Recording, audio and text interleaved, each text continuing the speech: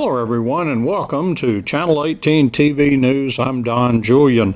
In the news, there is still quite a bit of work to be done before the Sulphur Springs ISD administrators present a substantially complete budget for the school board to approve. SSISD business manager Sherry McGraw presented the board with an update working draft of the budget during a regular meeting on Monday. Ms. McGraw said the business office had received updated templates, but also continue to receive updated formulas from regional, state, and federal officials that mean continued adjustments to the budget. The district is also currently using estimated tax values. Certified values from the appraisal district are expected on July 25th. Another budget work session for the board is scheduled on July 18th.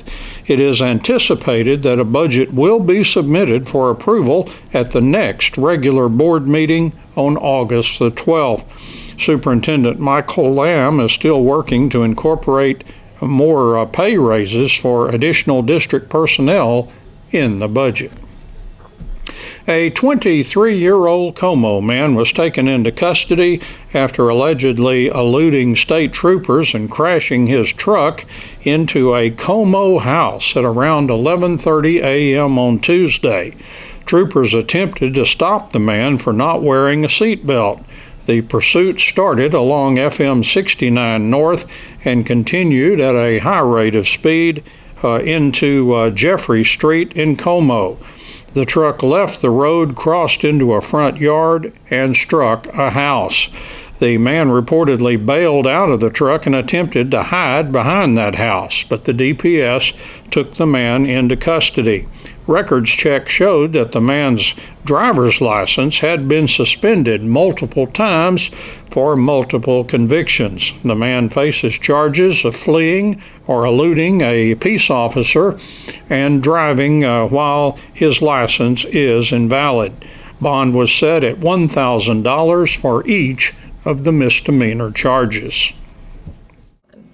On Wednesday's Good Morning Show, we met Chaplain Mark Davenport, who is with Cypress Basin Hospice. He is announcing Camp Braveheart. That is a camp for children who are experiencing grief or loss. Let's find out more. I am a chaplain and the bereavement coordinator at Cypress Basin Hospice, which basically means that I play a role along with other chaplains in providing spiritual support and encouragement to our patients, families, and communities.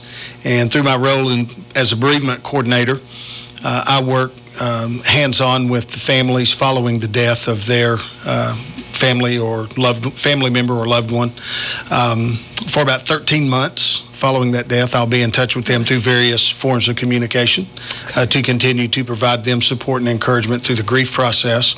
One of the joys that goes along with that job is Camp Braveheart, being able to work with children who have experienced loss because of death, and that's what we're going to chat about a little bit this morning. This year's Camp Braveheart is themed Finding Missing Pieces, and we get the opportunity to have a Camp Braveheart in Sulphur Springs, just as Paris has one and Mount Pleasant has one. Yes, ma'am. Our Paris camp happened about 3 weeks ago. We had a great time with a wonderful group of kids and staff members and volunteers there. The camp in Sulphur Springs will be July the 18th and 19th at the First United Methodist Church here in town, which is at 301 Church Street. And we look forward to a great time with that church staff and volunteers, some from the church and some from the community, and look forward to spending time with the kids there. Children who have lost someone in death go through maybe a different kind of grieving process than an adult's mind would do, and this is specifically for them. It is. It's geared to make contact with children where they are. We discovered and when I say we, this predates me. This is our 10th year with Camp Braveheart. I've been working at Cypress Basin for almost 3 years. But we have discovered that children do grieve differently than adults do because their processes of their brain development and the ways that they embrace things are different than adults. Children are still very black and white. Uncle Tim was here on Wednesday. Uncle Tim died on Friday. It's a black and white issue for them. They don't gray things up a whole lot. And so we come to understand that a lot of families members are involved in their own grief. They sometimes don't know how to talk to their children. And sometimes, quite honestly, the children are a little bit forgotten, and they may feel a little bit isolated from the events of the grieving process that take place within the family. Camp Braveheart offers them a safe place, first of all, to share their feelings, their experiences, to know that they're not weird or that there's nothing wrong with them, that there are other children who are going through similar experiences and experiencing similar emotions. Camp Braveheart also gives us the opportunity with those children to create a very specific community for the 2 days that we're together, a community that is supporting, encouraging, and loving. And we get the opportunity to say to these children as a nonprofit faith-based organization that God loves you and we love you, and there will always be opportunity for you to reach out and encounter people who care about what you're going through. So those three components of safety, community, and love kind of form what we want to accomplish at Camp Braveheart through crafts, games, arts, play, memorial services, activities, and conversations that help us build some foundational structures that we hope will last a lifetime for these kids, because loss is something that lasts a lifetime when we lose someone. But loss is also something that we encounter along the way in different ways. And losses outside of grief are different than a grief loss, but they have some similarities. Okay. And we hope these building blocks that we help them to begin to establish in Camp Braveheart will last them for their whole life. We think that healthy kids give us the opportunity, the best opportunity to create healthy communities.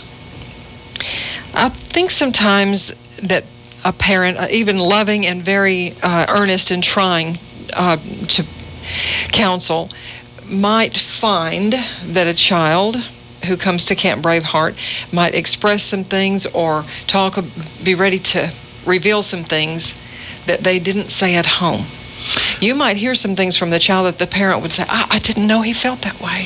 That's a pretty common experience that we have when we have the opportunity to do some follow-up and talk with parents or follow up with the kids and see how they're doing. And there's no... The parents are doing the best that they can.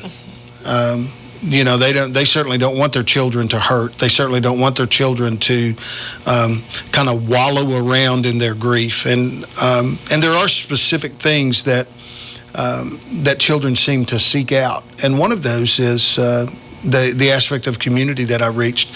Children really respond to a setting where they have a group of people that are like them. Okay, peers. Because they don't. One of the things that children really don't like is to feel left out, strange, different, and so really that aspect of community is such an integral and important part of what happens at Camp Braveheart, because these kids are able to look around and really say, even if they don't speak it out loud, if they just say it internally, to say, there's really nothing wrong with me.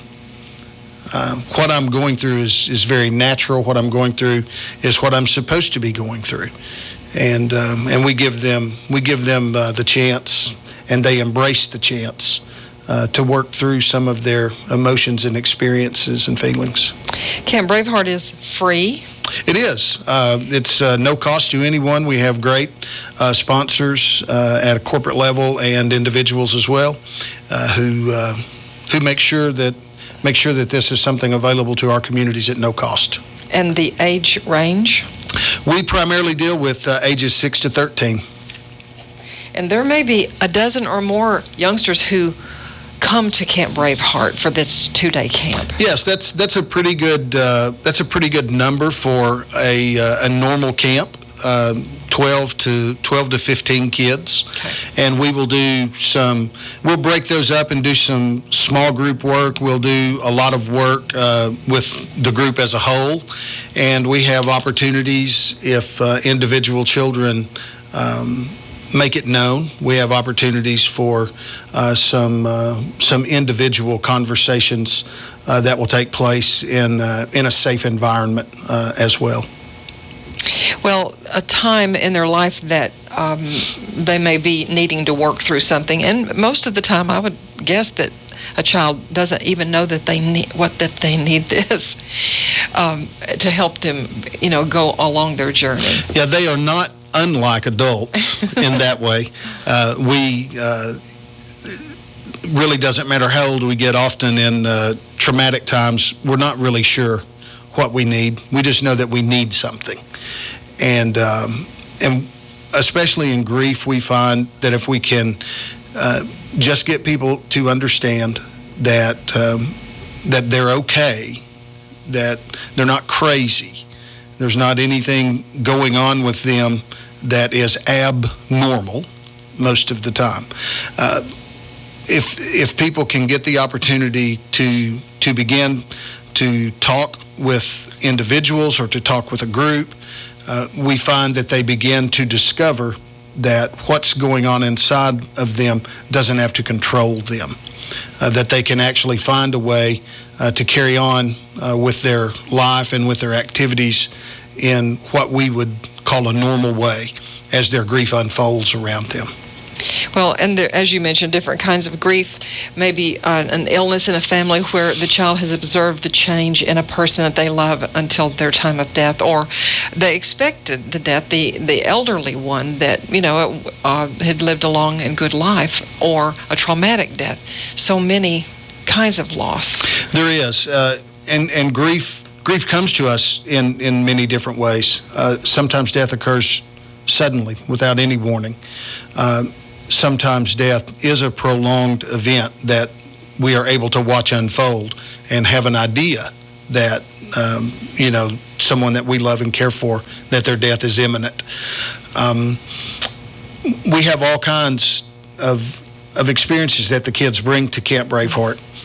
And another thing that I would say, so the community is aware of this is not a camp that is reserved for only those children who have experienced death through Cypress Basin Hospice's care. Okay, good.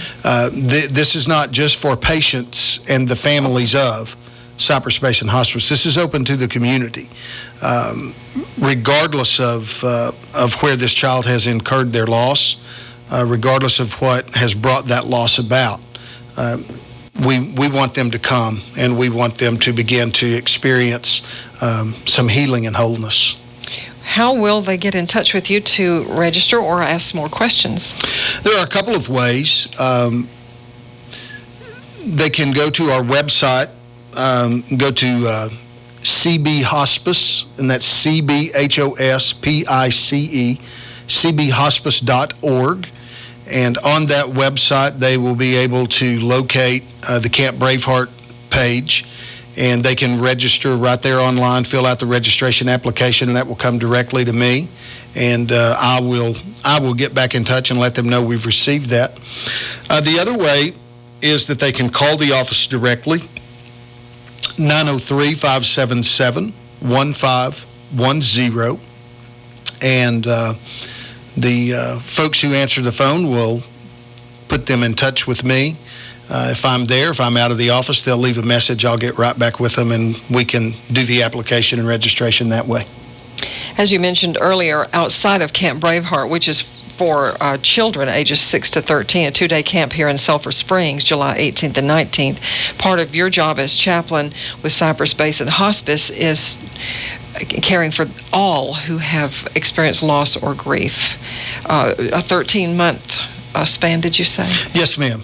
From the time that death occurs, I will be in touch with family members and caregivers to provide encouragement and support during their grief process, so that can unfold as healthily as it can unfold. That consists of telephone calls, visits, letters that are mailed out on a regular basis, individual counseling, and also group counseling. We run 2 or 3 different group counseling sessions a year. We are currently not in one right now as we work our way through the Camp Braveheart season during the summer. We will have another group counseling sessions that will start up in the fall. Okay. Cypress Basin Hospice, and your card reads, honoring life by providing comfort, care, and compassion. And the 3 C's there. Yes, very important for us, and we understand our work to be a holistic approach, and dignity as it comes through the work that we're able to do, providing that comfort, care, and compassion. Is we understand that as one of the last gifts that we're able to give to our patients, and we encourage our families to embrace that and to give that gift as well. Often we don't get to decide or choose the ways in which our end of life will take place. When we do get the opportunity to choose that, and we do get the opportunity for families and caregivers and friends to be involved intimately in that, it really can be a quite beautiful thing, to just be very honest about it. There is good death, and there is more difficult death, and our hope is that our work, from the time a patient comes onto our service until the end of life.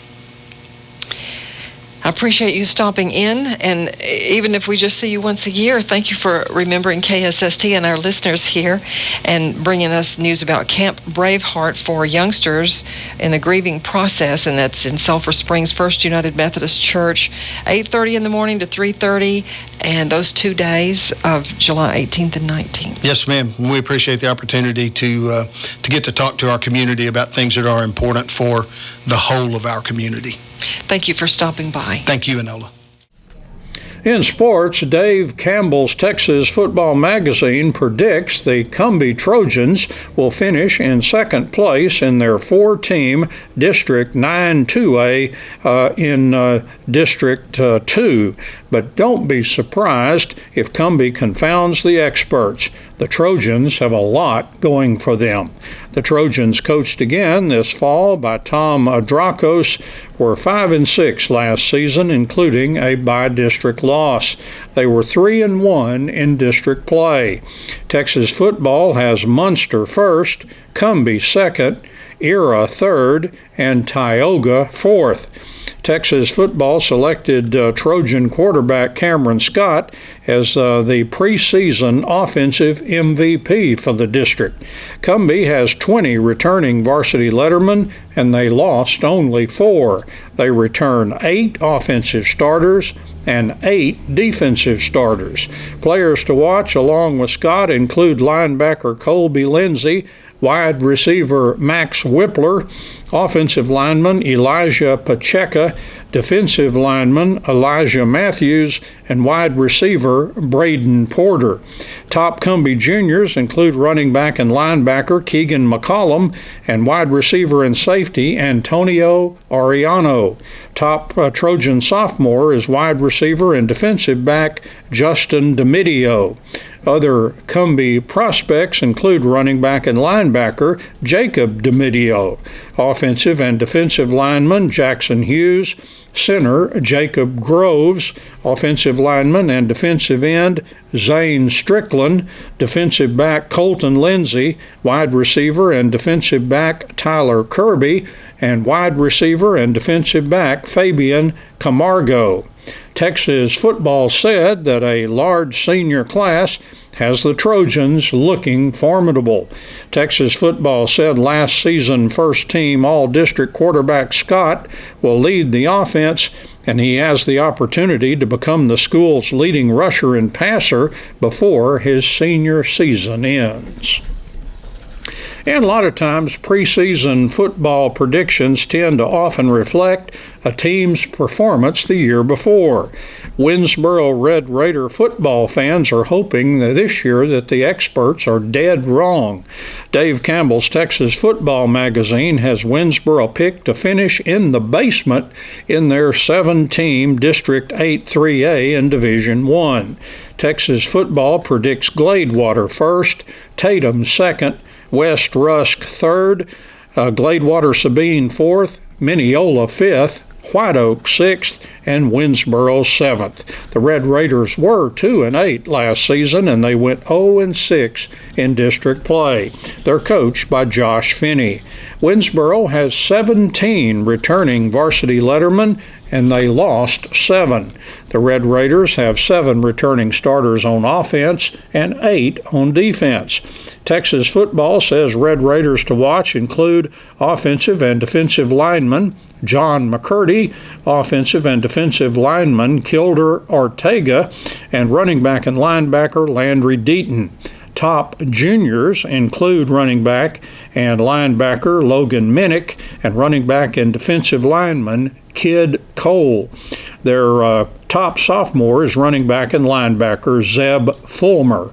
Other Winnsboro prospects include quarterback and defensive back Keen Glover, wide receiver Elijah Bolton, running back and defensive back Kaner Hart, running back Tashun Runnels, and offensive and defensive lineman Brandon Knoll.